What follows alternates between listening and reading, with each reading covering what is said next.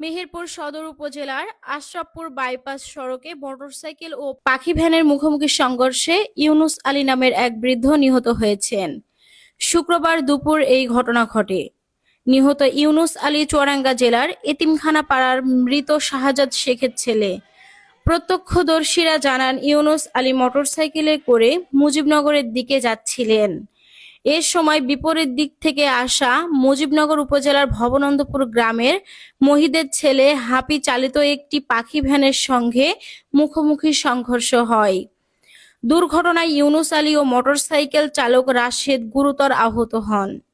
স্থানীয়রা দ্রুত তাদের উদ্ধার করে মেহেরপুর 250 শয্যা বিশিষ্ট জেনারেল হাসপাতালে নিয়ে গেলে কর্তব্যরত চিকিৎসক ইউনুস আলীকে মৃত ঘোষণা করেন।